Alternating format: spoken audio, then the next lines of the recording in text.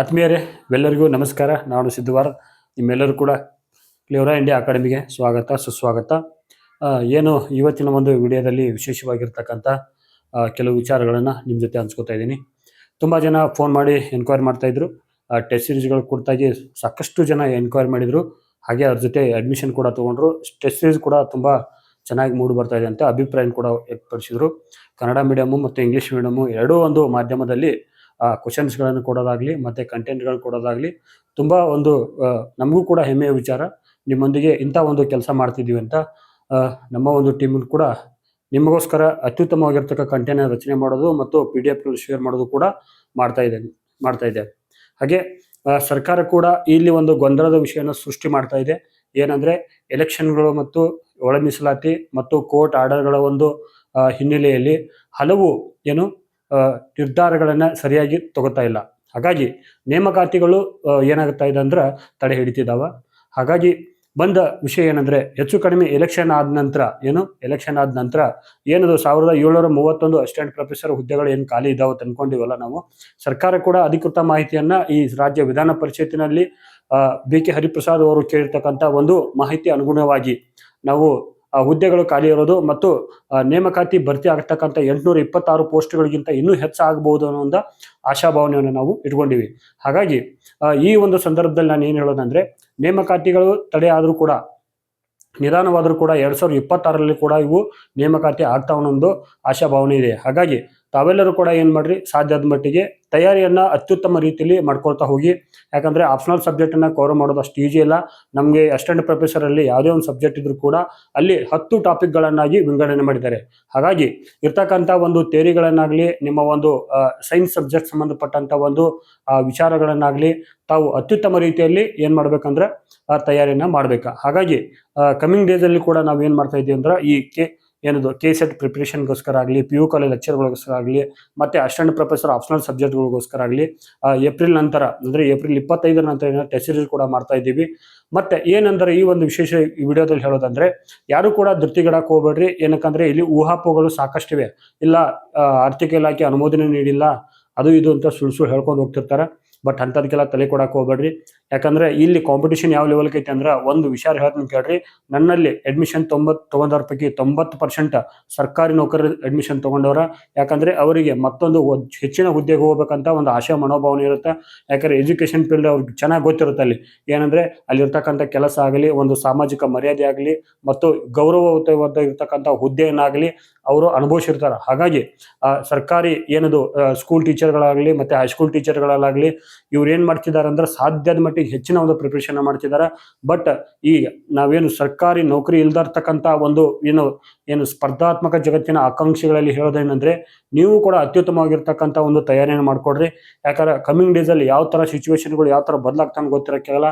ಮತ್ತು ನೋಡ್ತಾ ಇದ್ದೀರಿ ನೀವು, ಈಗ ಮೊನ್ನೆ 2001 ರಿಸಲ್ಟ್ ಬಂದಿರತಕ್ಕಂಥ ನೆಟ್ ಎಕ್ಸಾಮಲ್ಲಿ ಬಂದಿರತಕ್ಕ ರಿಸಲ್ಟು ಯಾವಾಗಲೂ ನಾವು ನೋಡ್ತಾ ಇದ್ದೀವಿ 200ಕ್ಕಿಂತ ಕಡಿಮೆ ರಿಸಲ್ಟ್ ಇಟ್ಟಿತ್ತು ಅಂಕಗಳಿಗಿಂತ. ಬಟ್ ಇವಾಗ 200 ದಾಟ್ತಾ ಇದೆ. ಇಷ್ಟು ಸಬ್ಜೆಕ್ಟ್ 200ಕ್ಕಿಂತ ಹೆಚ್ಚು ಹೋಗಿಬಿಟ್ಟೈತೆ. GRF GM ಅಲ್ಲಿ ಕೂಡ ನೋಡ್ತಾ ಇದ್ದೀವಿ ನಾವು.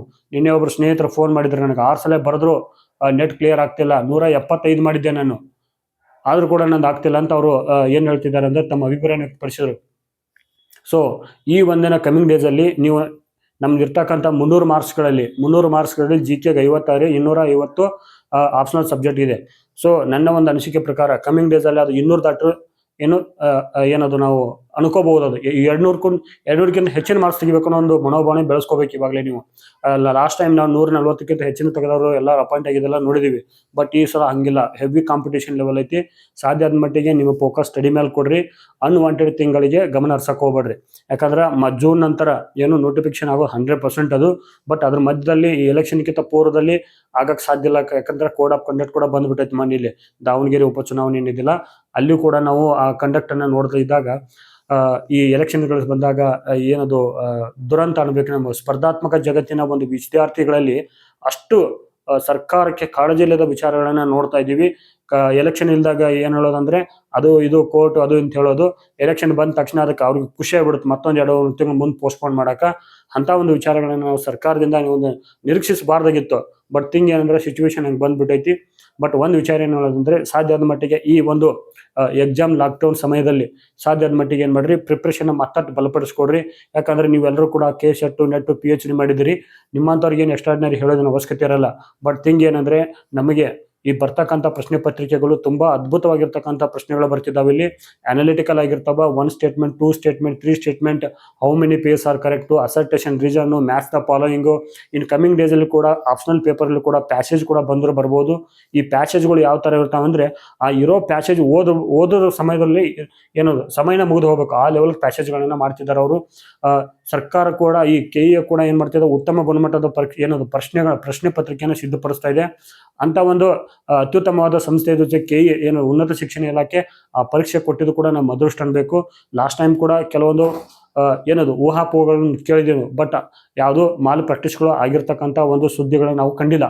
ಬಟ್ ವಿಚಾರ ಏನಂದ್ರೆ ಸಾಧ್ಯ ಆದ ಮಟ್ಟಿಗೆ ನಿಮ್ಮ ತಯಾರಿ ಯಾವ ತರ ಇರ್ಬೇಕಂದ್ರೆ, ನಾನು ಯಾವುದೇ ಒಂದು ಏನದು ಪ್ರಶ್ನೆ ಬಂದರೂ ಕೂಡ ನಾನು ಅದನ್ನ ಬಿಡಿಸ್ತೀನಿ, ಅದರಿಂದ ಗೆದ್ದು ಬರ್ತೀನಿ ಅನ್ನೋ ಮನಸ್ಥಿತಿ ಇರಬೇಕು.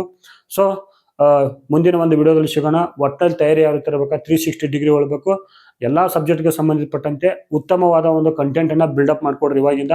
ಕಮಿಂಗ್ ಡೇಸ್ ಅಲ್ಲಿ ಎಕ್ಸಾಮ್ ನೋಟಿಫಿಕೇಶನ್ ಆದ್ರೆ ಕೇವಲ ಬರೀ 30 ದಿನಗಳ ನಮ್ಗೆ ಅಪ್ಲಿಕೇಶನ್ ಅವಕಾಶ ಕೊಟ್ಟರೆ 90 ದಿನಗಳಲ್ಲಿ ಏನ್ ಮಾಡ್ತಾರೆ ಅಂದ್ರೆ ಅವರು ಏನು ಎಕ್ಸಾಮ್ ಅನ್ನ ಕಂಡಕ್ಟ್ ಮಾಡೋ ಚಾನ್ಸಸ್ ಐತಿ. ಒಟ್ಟಿನಲ್ಲಿ 120 ದಿನ ಒಳಗಾಗಿ ಪ್ರೊಸೆಸ್ ಮುಗಿಸೋ ಚಾನ್ಸಸ್ ಐತಿ. ಸೊ ನೀವೇನ್ ಮಾಡ್ರಿ, ಸಾಧ್ಯ ಆದ ಮಟ್ಟಿಗೆ ಏನ್ ಮಾಡ್ರಿ, ಪ್ರಿಪ್ರೇಷನ್ ಮತ್ತಷ್ಟು ಉತ್ತಮಗೊಳಿಸಿ, ಉತ್ತಮವಾದ ಕಂಟೆಂಟ್ಗಳ ಮೇಲೆ ಗಮನ ಹರಿಸಿ, ಗ್ರೂಪ್ ಡಿಸ್ಕಷನ್ ಮಾಡ್ರಿ. ಏನದು ಉತ್ತಮವಾದ ಏನದು ಸಮಾನ ಮನಸ್ಕ ಇರ್ತಕ್ಕಂಥ ಸ್ನೇಹಿತರ ಜೊತೆ ಡಿಸ್ಕಷನ್ ಮಾಡ್ರಿ. ಅದು ಹೆಲ್ಪ್ಫುಲ್ ಆಗುತ್ತಂತ ಈ ಒಂದು ವಿಡಿಯೋ ಮೂಲಕ ನಿಮ್ಮೆಲ್ಲರೂ ಕೂಡ ಹೇಳಕ್ ಇಷ್ಟಪಡ್ತೀನಿ. ಈ ವಿಡಿಯೋ ನೋಡೋದಕ್ಕಾಗಿ ನಿಮ್ಮೆಲ್ಲರೂ ಕೂಡ ಧನ್ಯವಾದಗಳು. ನಮ್ಮ ಚಾನಲ್ ಎಲ್ಲ 3000 ಸಬ್ಸ್ಕ್ರೈಬರ್ ಮಾಡಿಬಿಟ್ಟಿದ್ರಿ, ನಿಮಗೆ ಮತ್ತೊಮ್ಮೆ ಧನ್ಯವಾದಗಳು. ಮುಂದಿನ ವಿಡಿಯೋದಲ್ಲಿ ಸಿಗೋಣ. ನಿಮ್ಮೆಲ್ಲರೂ ಕೂಡ ಧನ್ಯವಾದಗಳು. ಶರಣಾರ್ಥಿಗಳು.